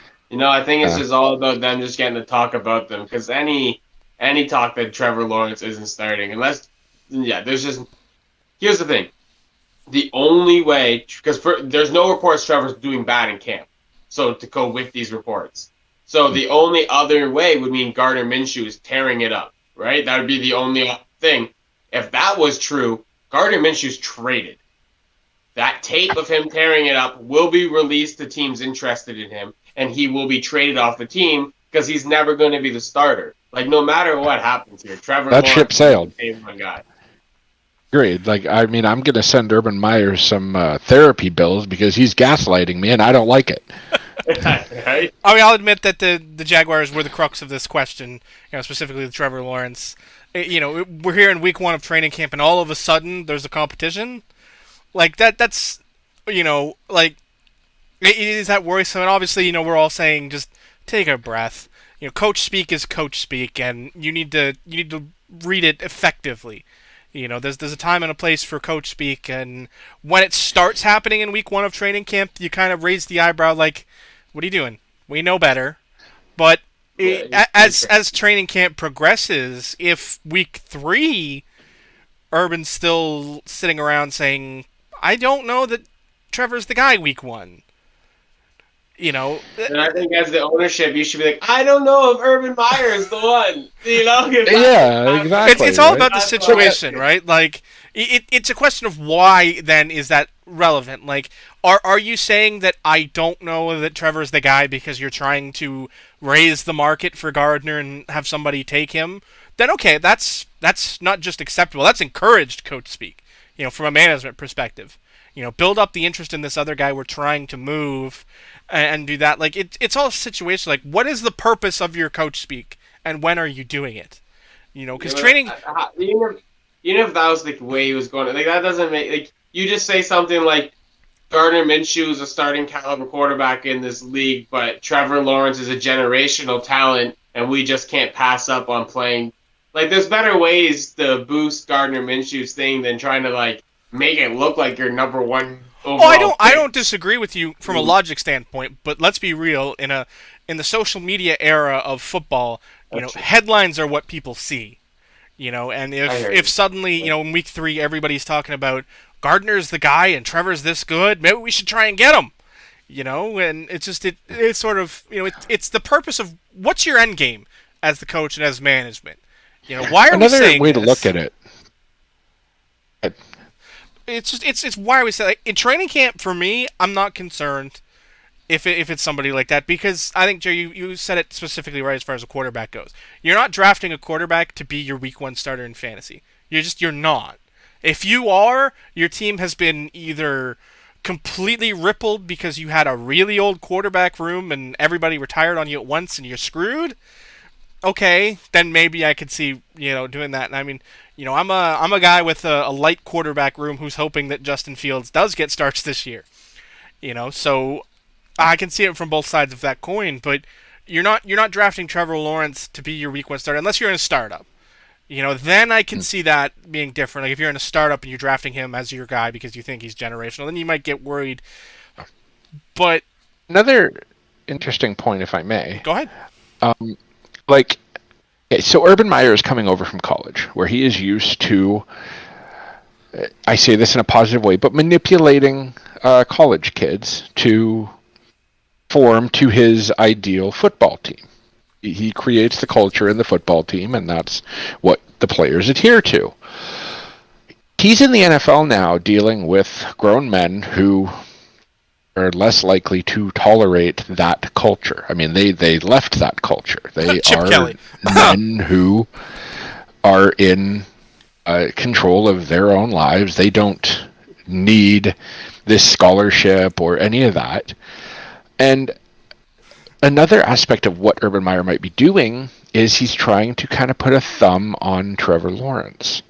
And what I mean by that is I don't want Trevor to get a big head that he's the guy from day one in Jacksonville. I don't want him to think that I'm QB1, this team runs through me, I'm going to do this and that, and I'm going to earn my, $30 million or whatever he's getting paid right now. And it could be a tactic that he used throughout college. Because remember, Urban Meyer does not have a great NFL head coaching record. So how well is he translating to the pro game just as much as Trevor is translating to the pro game? Yeah, those are good points. Those are definitely good That's a points. hugely good point. I think it does sort of bring up a topic that we are definitely going to discuss in much greater depth another week, and that is the transition of a college coach to the NFL game, because there's a lot of examples where that just doesn't work. For every example of somebody where it does work, there are dozens of examples where it fails miserably and horribly. But that's a discussion for another day. All right, we got one more in the Dynasty Dimes segment. And this is, it's a question that's sort of created by a couple of players this training camp season who haven't been exactly happy with their team's management and the situation. And it's just this: do you get worried when your star players are having issues with management? Specifically, obviously, the two players that bring up this question, obviously, Aaron Rodgers in Green Bay, and now Michael Thomas in New Orleans. I don't think any of us have either of those players on any of our respective dynasty rosters, so we can't speak quite to that. But more the thing, your star players are having issues with their real life team's management. Does that concern you? How do you respond to that? Like, what walk me through your thought process when your stars have issues with management. Okay. I think it depends on the caliber of the star player. Aaron Rodgers, in his first post training camp um, conference, did not change his tone, did not change any of his views on the management, the Green Bay Packers. He's still, I'm not necessarily happy here. I don't think everything's fixed. I got what I wanted in the contract, and I got Randall Cobb back, but I'm still not happy with the way this organization is run. So Aaron Rodgers is the kind of player who can get away with that. Um, they're not going to sit Aaron Rodgers no matter what he says. He could dump in the GM's coffee tomorrow morning, and they're not benching him week one. So I think it depends on what is the value of that player to that team. Because I don't think, I mean, the one caveat to that would probably be Bill Belichick. I don't think Bill Belichick would tolerate anything, whether it's, talking to the media or being late for practice, so on and so forth. So if you're a Patriots player, you might not have as much leeway to be as vocal with your issues as possible with management. But otherwise, I think if the player is that much of an effect on their team, I don't think it'll their rift with management would translate necessarily to game time. I think the how far it goes matters. Like the fact that there's rumors that there's problems doesn't necessarily make me nervous. For example, like Aaron Rodgers, like he said, everything Jared said is one example of that. Another example is Stephon Diggs. We heard issues, he still played. We heard issues, he still played. We heard issues, he still played. We heard issues, he got traded to a better situation. It just worked out. You know what I mean? There was no negative to anything that happened there in that situation. But if the player takes it far, it depends how far the player takes it. Because again, if Aaron Rodgers decided not to play, we've seen somebody like whoever owned Le'Veon Bell before that stuff happened, and if they decided to keep him, they just watched a guy they could have got 3 first-round picks for a guy that they can no longer get a third-round pick for, and that's a fast turnaround for a guy that was that talented. And so like situations matter. I think position matter because if you're a star running back, there's not always a home for you. Like you just don't always have a home. Where if you're a star wide receiver, unless you're just like an Antonio Brown, and again, here he is with a home, and he found multiple homes while being a problem. You're gonna get a place. It may not be as good of a situation as you're currently in. Like it could be worse off, but it very much could be better or equal or not much worse. Like Michael Thomas, you brought that up as an example. Say this gets worse. There's reports it's getting better, but we'll just say it gets worse. He wants out. He gets traded. Like, what happens if he gets traded to, I don't know, Chicago, and Justin Fields becomes a starting quarterback, and Justin Fields has a rocket, he can do stuff. Or he goes to the Chargers, who already have Herbert. You know what I mean? And now he's playing opposite of opposite of Keenan Allen with Herbert throwing the ball. And now we're like, well, who cares about the Saints? Jameis Winston might not have been able to throw the ball without getting picks, and you know what I mean? Taysom Hill's who? Like, there's no guarantee, but like again, running backs, there's not always a great spot for those dudes. Quarterbacks, teams just like Jared was saying, you're pretty much going to concede to the quarterback. Like there might be the rare spot, like he said, maybe the Patriots don't, but like overall, if you have a real like a star quarterback like Lamar Jackson or Patty Mahomes or Josh Allen or you know what I mean, start having some problems with management, like it's less because they're going to play him, so it's like 100% on the player at that point. But yeah, again, it's more if the guy is going to sit out and what position he plays. I mean, I look at it pretty much the same way you guys. Like, if it's a quarterback, I'm not worried because they're going to land on their feet. Their talent's going to, situationally, a quarterback can go to almost any team and survive and thrive because they're a quarterback, and at the end of the day, they control their own destiny. Especially if they're an elite tier guy. Using Aaron Rodgers as the prime example, it doesn't matter who he goes or where he goes. He's still going to shine, and he's still going to be an elite to your quarterback because that's his skill set. He calls his own game at the line. He doesn't rely on the coaching staff quite as much as other quarterbacks do, where he can make adjustments on the fly and changes on the fly, and it doesn't really matter where he ends up. The same can't be said for other positions, though. When Michael Thomas, for me, is the example of that.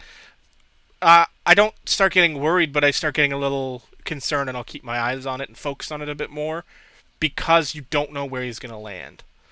If it progresses to a breakup with that franchise, you don't know where he's going to go unless they straight up just cut him, which obviously you're not going to do that because there's still somebody who's going to give you assets for him. It just depends on where he lands. What's the situation? Who's the quarterback? What's the wide receiver? Who else is on the roster?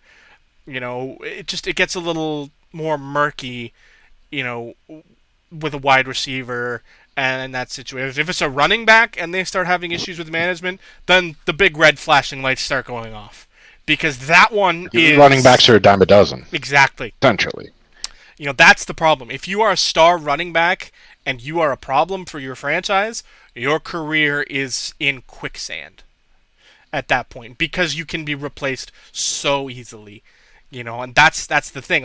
We look at Le'Veon Bell as the prime example of that. He's the prime example of why the system can go wrong and where the system can go bad for the players. Because he progressed to the point of holding out for a year, and that's it. His career's never been the same. He went from being a top 3 running back to an also ran. Where Frank Gore is getting more yards than him. He also ran for the Jets. Exactly. It's bad. If a running back holds out or skips or switches teams, a running back is not going to find a better situation in a high percentage of those times. If he gets directly traded, and yes, there are some certain circumstances where I might be happy with that, but most coaches kind of tailor their running backs based on their play calling style.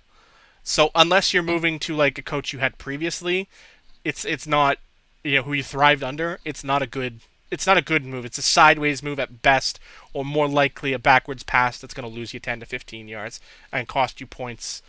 And just at that point, for me, if a running back is starting to cause a problem, I, depending on who it is, may just bail on him and just try and get what I can get and try and maximize it before it gets bad, because the potential is there for it to get bad. Other positions, not so much. Quarterbacks, I'm not worried about. Wide receivers, I'm not worried about, but I am a bit more focused on. Running backs, then the red lights go off and you start making contingency plans. Tight ends, who cares? Unless you've got unless suddenly Travis Kelce or George Kittle start having problems with their respective managements, then I don't care. Okay, I don't even have who's my starting tight. I mean, again, we talk about our respective teams and franchises in Dynasty. My starting tight end right now is Rob Gronkowski. I have tight end problems up the wazoo. I don't care. I don't care. I don't worry about it. All right, it is what it is. It is what it is. That's an extra position that I wish I could play a flex in, because my flex is actually good. Mm-hmm. All right, that is going to do it for this week's Dynasty Dimes. Holy crap, we're actually doing halfway decent on time right now. All right, this week we're going to go up to the booth because we have a booth review because, oh my goodness, guys, we actually have football on the field. We're not going to spend too much time talking about this because, let's be real, it is the most useless game of the entire year, beyond the fact that it's football, it's on the field, and we all care about it because it's what we want to talk about. But the Hall of Fame game was a week ago today, I think. A week ago yesterday? We could go to a week ago yesterday, I think, yeah. So, I mean, the Hall of Fame game was a week ago. We got to see the Cowboys on the field. We got to see the Steelers on the field. Does anything stand out of that game for you guys? I'll let Jared talk about this because I'm going to be honest with you. I have been really busy and haven't got to watch it. I checked out a chunk of the game. Think Dallas, if their starters get hurt, they're in trouble. Their second string team is not very good, as they've exhibited in this game against the Cardinals. Also, they're just not a team with depth. And they proved it last year. Their starters are phenomenal, and beyond that, there's some trouble. And the Steelers exploited that. I mean, the Dallas put up 3 points in the first quarter, and then didn't do anything else. Steelers, Najee Harris ran the ball a fair chunk. Chase Claypool looked good. Like his hands, he's willing to extend for catches that may be slightly underthrown or thrown ahead of him. He's a guy who can really get those balls and pull them in. I know there was an injury scare with Chase Claypool. I mean, and what is he doing playing in the second quarter of the Hall of Fame game? I mean, you play him for maybe 2 series, most, and you get him the hell out of there, because I could see him being wide receiver 1 this season. So you get him out of there and get him on the bench. Don't give me that look, Jude. Don't say that. Juju's a bum. Anyway, you are speaking my language. Keep going, please. Tell me how high Chase Claypool's ceiling is. yeah, but I think another added element is the run game. I mean, Pittsburgh was... Yes, please, talk up Najee Harris, too. Was in the lower 8, I want to say, like 24th, 25th, in a lot of rushing rankings last year, because they had no run game. They had nothing. And teams knew that, and they were able to plan for throwing the ball in the air. Because there's not this two-headed offense where, they might run the ball. Well, so what? People were not afraid of Pittsburgh's run game last year. And Najee Harris is a guy who looked good. I mean, it's preseason, but, he looked good. I think Pittsburgh has a new dynamic with a run game, and Najee Harris is that guy, and they're going to use him a lot this season. And, it was a nice little preview of what we're going to get from the Steelers offense. Johnny. I had a couple of takeaways from that. If you were watching this on video, you clearly have figured out that A, Zach owns Juju Smith-Schuster in our Dynasty League, and I own Chase Claypool, also Najee Harris, and Ben Roethlisberger. I am really invested in the Steelers' offense this year. Mm-hmm. Oh boy, I don't know if I like that. Ben can ride your bench. I mean, yeah, Ben was a backup pickup for me because, my quarterback room was Joe Burrow at the time I made the trade with Zach to acquire Ben Roethlisberger. You needed a quarterback. Yes, I did. But no, I had a few takeaways from that. The big one was, what the f*** is Chase Claypool doing on the field trying to make catches like that in the second quarter of the Hall of Fame game? Good Lord, man. Mm-hmm. Like, I'm all for competitive spirits, and I'm all for going all out, but I'd like you to go all out the hell off the field in the Hall of Fame game, because it's garbage, it means absolutely nothing, and what the hell are you doing? I don't want you getting hurt on a meaningless catch in the second quarter of the Hall of Fame game. I've got an entire season to worry about. You are my WR2.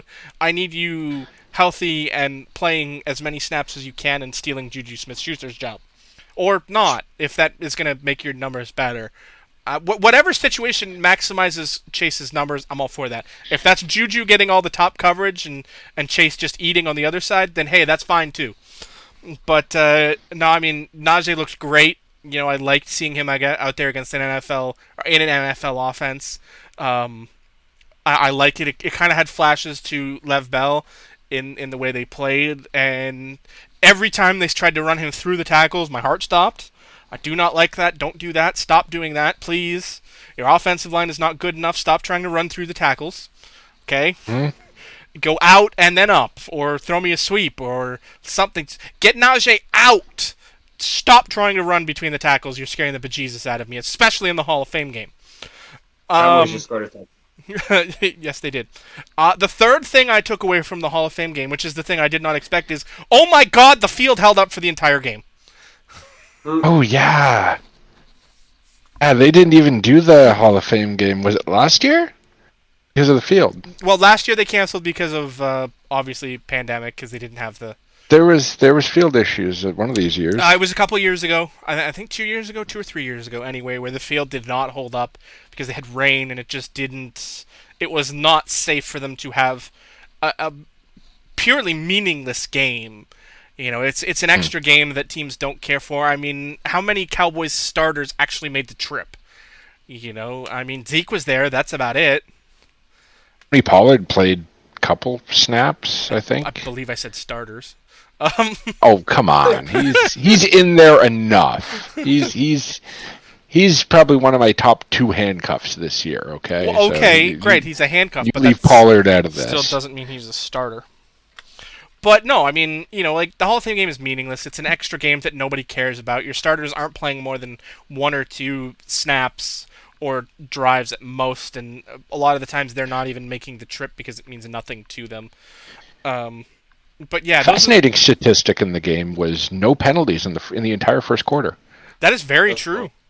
cool. I was shocked For by a, that. I was pleased by that. It was good, clean football. They kept making a point of it with the commentary team, and Peyton was on commentary when they had the first almost penalty, and it was just yeah, it was fun. I enjoyed seeing the Hall of Fame players. Like that's the best part of the Hall of Fame game is seeing the guys going into the Hall of uh, Fame interacting with the announce team and stuff like that. And when that's the best part of the Hall of Fame game, there's a problem. Um, the interviews and all that. It's fun stuff. I mean, the game is almost secondary, really. It's something for to be on the screen while they're interviewing all the new inductees. I mean that's exactly it. It is completely meaningless. It is you know it's whatever. I understand it from like the pomp and circumstance of it, but like just either move the ceremony back so that's like week 3 preseason where the game might actually mean something, or whatever. Um, all right, I don't have anything more to add on the Hall of Fame game. I don't think either of you do, Zach. You haven't even seen the Next game yet. segment, boys. So it is now time. You can't hear the whistle because we don't have the whistle yet, but don't worry. Eventually, we will have lovely little cutouts. I can't speak for these guys, but we're gonna film some transitions at or around our upcoming redraft drafts where we can add those fancy things into the transitions between segments to make it more fancy schmancy. But it is now time for the 2-minute drill. Now, obviously, you've seen us. We've done this every week, or every episode, going even back to episode 0.5. But we have played this or that. This week, we're not playing this or that. This week, we're going to play a game. Playing that or this. this week, No we're playing way. a game that everybody knows in its many different forms. There's obviously less friendly versions, but for this one, it's professional sports. So we're going to play start, sit, cut. Start one, sit one, cut one. All right. All right. Obviously, I have come up with these questions. I have come up with these players. There's 3 players at every position grouping. Obviously, we're not doing like offensive line, and that's really the only major position that we're not going. Kickers, punters, stuff like that. Because really, who cares? All right. We're gonna start, and not quarterbacks either, because that's just too kitschy. Like you could make a case for everybody, and it's just no. You might cut somebody just because you don't like them. So we kind of I left the quarterbacks off the table. All right, we are going to start with safeties. So your first position, start one, sit one, cut one. All right, all of these players are top tier players. They all come up when you were like position. When you Google their position groups, they're all within the top 5 to 10 for their respective positions. And we're starting with safety. Start one, sit one, cut one. Ed Reed, Charles Woodson, Troy Polamalu. Start one, sit one, cut one. Jer? Start Paul Amalu, sit Ed Reed, and You're, cut the other one. you're cutting Charles Woodson. Okay, fair enough. Zach? Troy was one of my favorite players, so I'm starting him. You tell by your hair. I'm sitting Woodson because I like his versatility, that he could play corner and safety. And then I guess I'm cutting Ed Reed, but it feels dirty to do that. But I have to. All right. So you have it consensus where you guys are starting Troy. And then you're split on the other two. That's good. I'm glad. I was afraid we were gonna have general consistency across all of them. All right. Next up, defensive backs. Start one, sit one, cut one. Ronnie Lott, Rod Woodson, Deion Sanders. Uh, Who was the first one again? Ronnie Lott, Rod Okay, Woodson, Deion Sanders. so I start Dion, sit Woodson, cut Lot. Jer? I am the exact same. Start Dion, sit Woodson, and cut Lot. Okay. And go to the parking lot. You know, I wrote this list and I'm like, man, Jer's gonna make a parking lot joke, isn't he? And my faith in you was not misplaced. Perfect. All right, gentlemen, next position grouping, linebackers. Linebackers. Start one, sit one, cut one. Lawrence Taylor, Ray Lewis, Derek Thomas. Ooh. I would probably start LT. I mean, he manhandled Bam Bam, so he's a starter for me. Two for two, buddy. 2 for 2. I would sit. I would sit Ray Lewis and cut Derek Thomas. 'Cause if I cut Ray, I'm not even going to go there. Yeah, don't make that joke. Don't do it. I'm the same as Jer on this one. I think Thomas is probably the least versatile of them. Yeah, we're getting picky here, but Derek Thomas would be my cut candidate, and I would, yeah, I'm the same as Jer. All right, so we have 2 consensuses, and now we move inside defensive line. We have Reggie White, Bruce Smith, and Mean Joe Green. I would start Reggie. I would sit Joe, and who was the other one? God damn it! Bruce Smith.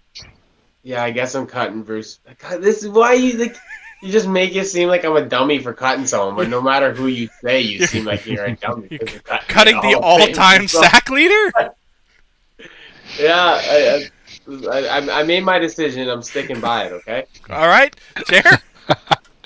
I would start Reggie White because he looked phenomenal at Slamboree. I would probably sit Joe Green and cut Bruce Smith. I mean, see, I'm not alone. It's tough. I know Zach loved the Slamboree match, so let's go. I'll admit I forgot about that one. So congratulations, you threw an unexpected one at me. I'll admit that's not for me. I love Mean Joe, but he was my cut for that one. Yeah, Bruce Smith, all-time sack leader. At the very least, you're gonna sit the guy. All right, now we are moving to the offensive side of the ball. Only 3 categories. We're going to start with the tight end. Start, sit, cut. Tony Gonzalez, Antonio Gates, and Gronk. I start. Am I going by is this like a heart choice? God damn. All right. I'm loving the struggle. My heart says start Tony because I love that guy. But my mind says start Gronk because his blocking just adds in such a big element. Not that Tony couldn't block, but Gronk is just. So yeah, I'm going to just stick with it. Gronk start, Tony sit, cut the third guy that I decided not to even pay attention to because I'm a dick. Cutting Antonio Gates? I know it's Gates. I'm cutting Gates. Gates is great. I love Gates as a player and everything, but I think the other two are a different level than him, so he's my cut candidate. Jer? I would probably start start Antonio Gates. I would sit Gronk. I would tell Tony Gonzalez to get the fuck out of the room. What is happening here? So Did he hurt you? Did he hurt you? What happened? This is the first time that what? the first time that all three of us have completely different lists. Because I'm going to start Tony, I'm going to sit Gronk, and I'm cutting Antonio. I don't know. It's like 17-year career. Tony did to Jer. I don't know what Tony did to Jer, but he did him dirty. I don't know. I'm gonna have to watch some cowboy tape because something happened. I don't know what it is, but something happened. All right, wide receivers. Start, sit, cut. Larry Fitzgerald, Randy Moss, Terrell Owens. Ooh. A lot harder position to come up with three candidates without going back to like the 60s and 70s where Zach might look at us and be like, who the fuck is that?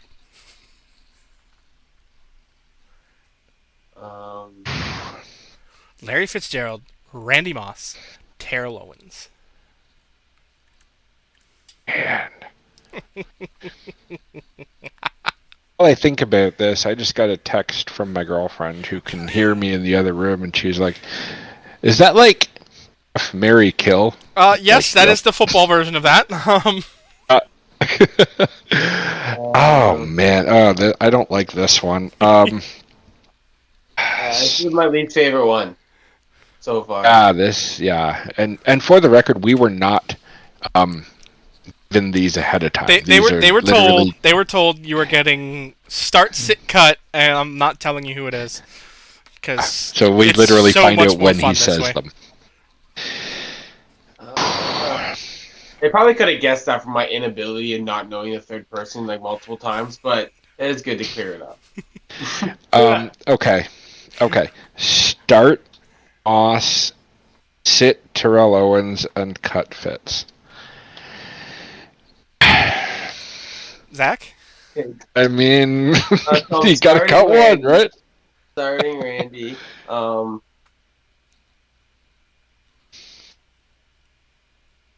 going to sit Larry over and cut Terrell because I feel like Larry will fit with any quarterback, and I'm not sure Terrell Owens is that dude. You know, I think he might be very specific to who he needs to play with, certain type of quarterback, and even attitude-wise. That's so just. I'm just gonna keep it purely football field stuff. I still think he needs a more of a specific type of quarterback. Where I think Larry, you put a dude to throw the ball to him, he's gonna do Larry stuff. So whether that's it. So Larry's my sit candidate. Randy Moss is good. I love Randy Moss. He's going to be my starter, but I'm cutting Terrell. I almost had Jerry Rice. He's not going to be happy about it. I almost had Jerry Rice in this list, and then I was like, that's too easy. That'd been silly. Why would you do that? Just stop. All right, I'm with Zach on this one. I love T.O., but I actually looked at it from the locker room perspective. That guy has more headaches than he's worth on the field. All right, that brings us to our final position grouping, our final question, our last question of the day. That is the running back position. Gentlemen, start, sit, cut. Barry Sanders, Emmitt Smith, Bo Jackson. Sorry, who was it again? Sorry? Barry Sanders, Emmitt Smith, Bo Jackson. I'm going to say Barry, Bo, and then cut Emmett. I'm not even going to put effort. I'm sorry, you got too much thought of the last one. I'm not doing this to myself twice. Wrong with you, cutting Emmitt Smith. Take a hike. All right. You want to know how this is going to go? All right. Emmitt Smith is starting. Barry Sanders is sitting on my bench, and Bo Jackson can get out of here. Go sit on the bench in Tecmo Bowl. Are you going to hit the road, Jack? Don't you go yeah. I'm angry I didn't make that joke. God damn it. He don't bow long on your roster? He does not. No, he can hit the bricks. He might make practice squad. All right, that was hard, but intentionally so. I'm glad you guys struggled with a lot of those because it made it so much more fun for me having crafted those lovely choices, making you guys sweat. Uh, all That's the right, end of our guys. show. That's our last That segment, isn't that's it? it. That's it. We are done. We are officially wrapped up. Sub two All right, hours. guys. That's fantastic. Jared, tell them where we can find our Twitter and do it in 10 seconds or less so we can be under 2 hours. All right. You can find us on Twitter at Handoff Inside. And we post all sorts of questions, comments, news updates, all sorts of stuff. Check it out. And you can find us on Facebook, facebook.com/The Inside Handoff Podcast. Folks, this has been fantastic. I'm Johnny V for Jer, for Zach. We'll see you next week. We hope you guys had as much fun as we did.